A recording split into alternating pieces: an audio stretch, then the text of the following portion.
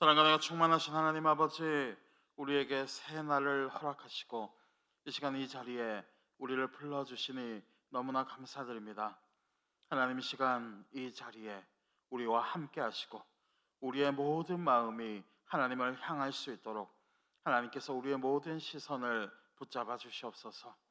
또한 이 시간 하나님께서 우리의 모든 기도를 듣고 계시리라 믿사오니 오직 그 믿음 가지고 나아갈 수 있도록 우리의 마음을 또한 인도하여 주시옵소서.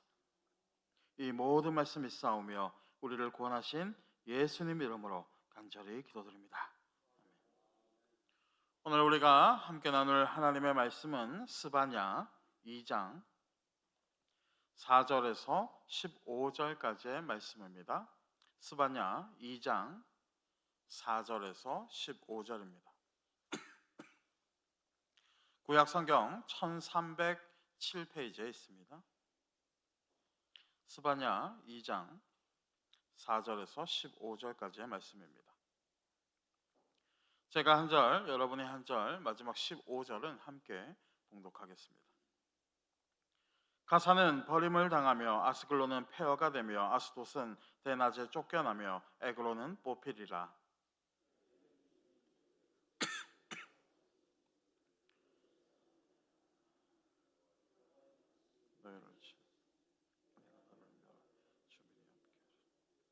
해변은 풀밭이 되어 목자의 움막과 양떼의 우리가 거기에 있을 것이며 그 지경 유다 족속의 남은 자에게로 돌아갈지라.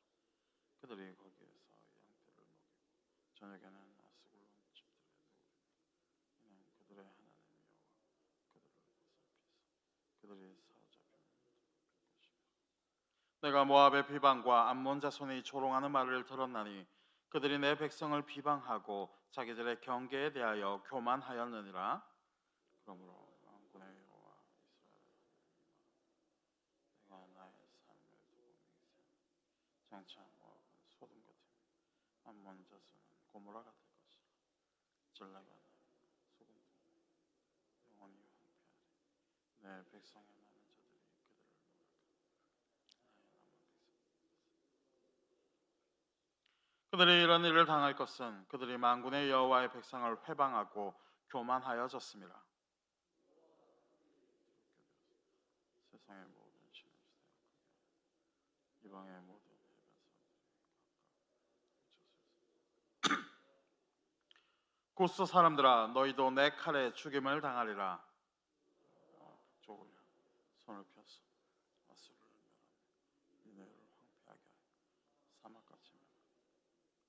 각종 짐승이 그 가운데에 때로 누울 것이며 당아와 고슴도치가 그 기둥 꼭대기에 깃들이고 그것들이 창에서 울 것이며 문턱이 적막하리니 백향목으로 지은 것이 벗겨졌습니다. 이는 기쁜 성이라 염려 없이 거주하며 마음속에 이르기를 오직 나만 있고 나 외에는 다른 이가 없다 하더니 어찌 이와 같이 황폐하여 들짐승이 엎드릴 곳이 되었는고 지나가는 자마다 비웃으며 손을 흔들리로다. 아멘. 오늘 이 새벽에도 주님을 잊지 않고 이 자리에 나오신 여러분을 주님의 이름으로 축복합니다. 오늘날 우리는 선진의 시대를 살아가고 있습니다. 문명이 발달하고 또 사람들의 삶은 윤택해졌으며 의학의 발달로 인해서 사람들의 생명은 길어지게 되었습니다. 물론 이러한 문명의 발달은 사람들에게 좋은 영향을 끼치게 되었고 또 편안한 삶을 선사해 주었지만 한 가지 부작용도 불러오게 되었습니다. 어떤 부작용일까요? 편안한 삶이 되어지고 점점 부강해질수록 하나님의 나를 잊어버리게 된다는 것입니다. 자, 무슨 말입니까? 점점 분주해지는 나의 삶 속에서 점차적으로 하나님을 잊어버리게 되고 마치 나에게 아무런 일도 일어나지 않을 것만 같은, 그러니까 하나님의 사랑과 공의에 대해서 기억 저편으로 잊어버리게 된다는 것입니다.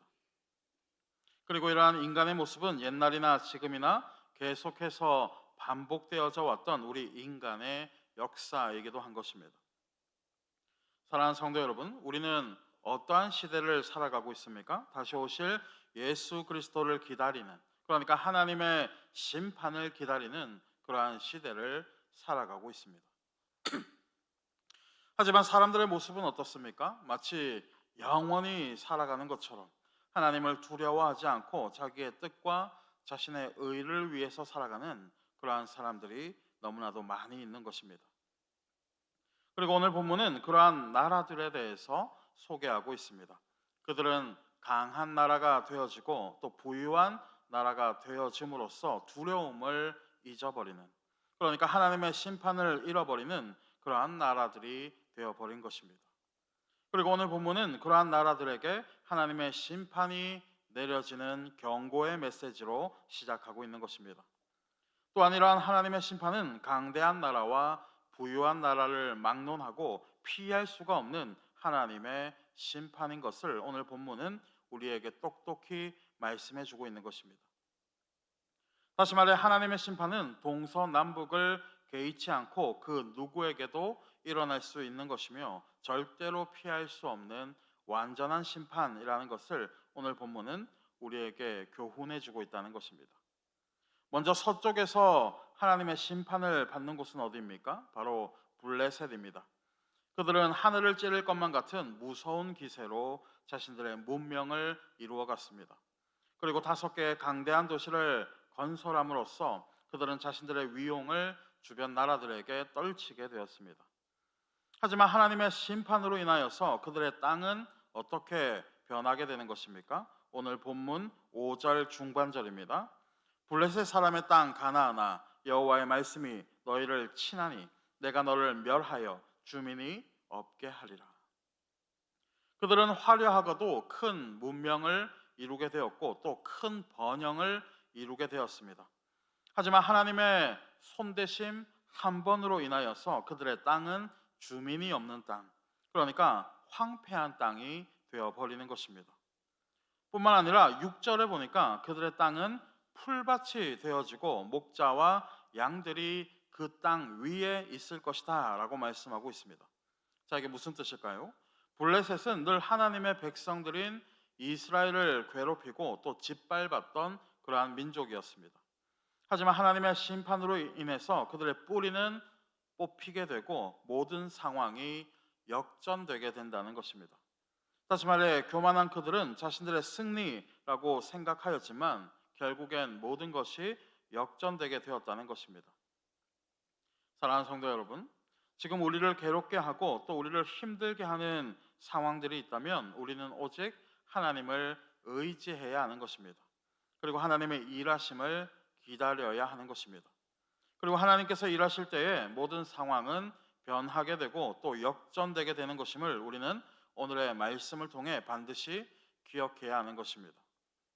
그리고 오늘 본문은 동쪽에서 하나님의 심판을 받을 나라에 대해서 우리에게 말씀하고 있습니다. 어디입니까? 바로 모압과 암몬인 것입니다. 오늘 본문 8절입니다. 8절, 내가 모압의 비방과 암몬 자손이 조롱하는 말을 들었나니 그들이 내 백성을 비방하고 자기들의 경계에 대하여 교만하였느니라. 그들이 심판받는 이유는 무엇이라고 말씀하고 있습니까? 그들이 하나님의 백성들을 향해 조롱과 비방을 하였다는 것입니다. 다시 말해 하나님의 백성들을 업신여기고 무시하며 또 괄시하고 교만한 모습을 보였다는 것입니다. 그도 그러할 것이 모압의 왕 발락은 처음 등장할 때부터 하나님의 백성들을 조롱하기 시작하였습니다. 발락은 이스라엘을 저주하기 위해서 발람을 불러오게 되었습니다. 그리고 암몬은 하나님의 백성들을 향해서 손뼉을 치고 발을 구르며 마음껏 비웃게 되었던 그러한 사건도 있었던 것입니다. 뿐만 아니라 이들은 하나님의 백성들을 비하하고 조롱하며 멸시의 대상으로 삼는 것을 마치 그들의 재미있는 놀이처럼 그렇게 행하며 살아왔던 족속들이었습니다. 그리고 악한 그들의 모습은 예레미야서에도 여러 차례 기록이 되어 있을 만큼 조롱과 멸시는 그들의 일상이 되어버린 그러한 일이었던 것입니다. 그렇게 그들이 받을 심판은 어떠한 것입니까? 9절에 보니까 그들이 소돔과 고모라처럼 된다라는 것입니다. 여러분, 소돔과 고모라는 어떠한 곳입니까? 성경에서 등장하는 악한 사람들과 악한 땅의 대명사인 것입니다. 그런데 모압과 암몬이 어떠한 취급을 당한다는 것입니까? 이들과 똑같은 취급을 당하게 된다라는 것입니다. 뿐만 아니라 하나님의 백성들이 그들의 소유를 다 빼앗게 되고 그들에게 남아있는 소산들 역시도 하나님의 백성들에게 기업으로 모조리 다 돌아가게 된다는 것입니다. 다시 말해서 흔적조차 남지 않도록 모든 것을 사라지게 하신다는 것입니다. 그리고 후세의 사람들에게도 모든 것이 사라지게 되었다는 그러한 오명, 그러니까 영원한 조롱을 받게 하신다는 것입니다. 사랑하는 성도 여러분, 우리는 가끔씩 그리스도인들을 조롱하고 또 멸시하는 사람들을 만나게 됩니다. 하지만 예수 그리스도가 오시는 날에는 그 모든 조롱과 멸시가 어떻게 됩니까? 다시 그들에게로 돌아가게 되는 것입니다. 그렇게 우리는 조롱과 멸시로 인하여서 위축되거나 좌절하지 않는 것이며 오직 그리스도의 다시 오심을 기다리며 소망의 삶을 살아갈 수가 있는 것입니다. 그리고 오늘 본문은 남쪽과 북쪽에 있는 나라들에 대해서도 언급하고 있습니다. 먼저 12절에 보니까 누가 등장하고 있습니까? 구스 사람들이 등장하고 있습니다. 그들은 어떤 사람들입니까? 남쪽에 있는 사람들로서 지금의 이 에티오피아 지역을 말하고 있는 것입니다. 다시 말해 그 당시에 이 유다의 입장에서는 이 세상의 끝에 있는 것만 같은 그러한 멀리 있는 나라처럼 느껴졌던 곳이 바로 이 구스 땅인 것입니다. 그렇다면 이들이 언급된 이유는 무엇입니까? 그것은 바로 아무리 멀리 떨어져 있다고 해도 그들의 죄악이 감추어지지 않는다는 것입니다. 사실 그들은 나훔 선지자에 의해서 니느웨와 동맹을 맺었던 사실이 드러나게 되었습니다. 다시 말해 은밀한 가운데 행하였던 그러한 동맹이었지만 하나님의 눈은 속일 수가 없다라는 것입니다. 우리의 삶도 마찬가지입니다. 우리는 항상 하나님 앞에서라는 이 코람데오의 신앙을 살아가야 하는 것입니다. 왜 그렇습니까? 사람의 눈은 피할 수 있지만 하나님의 눈은 피할 수가 없기에 그러한 것입니다. 마지막으로 오늘 본문 13절과 14절입니다. 13절과 14절 여호와가 북쪽을 향하여 손을 펴서 아수르를 멸하며 니느웨를 황폐하게 하여 사막같이 메마르게 하리니 각종 짐승이 그 가운데에 때로 누울 것이며 당아와 고슴도치가 그 기둥 꼭대기에 깃들이고 그것들이 창에서 울 것이며 문턱이 적막하리니 백향목으로 지은 것이 벗겨졌습니다. 이어서 성경은 앞서 언급되었던 심판들의 이 내용들을 모두 다 합친 것만 같은 그러한 하나의 심판을 소개하고 있습니다. 어디입니까? 바로 북쪽의 아수르가 그 주인공입니다.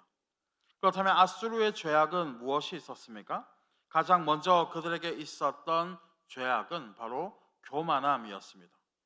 그들은 수많은 나라들을 정복하고 또 다스리게 되면서 자신들이 바로 최고의 신이라는 교만을 내세우게 되었습니다. 뿐만 아니라 그들은 전쟁을 함에 있어서도 포로들을 학살하거나 사람들의 목을 베어서 탑을 쌓게 되는 매우 잔혹하고 비인간적인 모습을 보이게 되었습니다. 그렇게 나훔 선지자는 그들을 향해서 피의 성읍과 피의 사람들이라고 그들을 부르기도 하였던 것입니다. 그리고 아수르는 우상 숭배와 음란의 온상지이기도 하였습니다. 그들은 침략이 끝나게 되면 어김없이 음란한 행위를 서슴없이 하게 되었고 끝내는 하나님의 경고마저도 무시하는 타락과 교만과 죄악의 극치를 보이게 되었던 것입니다. 그리고 이러한 아수르에 대한 경고는 오늘날을 살아가는 이 인류의 권세와 교만의 극치에 대한 경고이기도 한 것입니다. 그리고 교만의 끝은 항상 무엇으로 연결되어지게 됩니까? 창세기의 바벨탑 사건에서도 우리가 알 수 있듯이 모든 것이 무너지고 흩어지는 것으로 그 결론을 마주하게 되는 것입니다. 오늘 본문 14절입니다. 14절 각종 짐승이 그 가운데 때로 누울 것이며 당아와 고슴도치가 그 기둥 꼭대기에 깃들이고 그것들이 창에서 울 것이며 문턱이 적막하리니 백향목으로 지은 것이 벗겨졌습니다.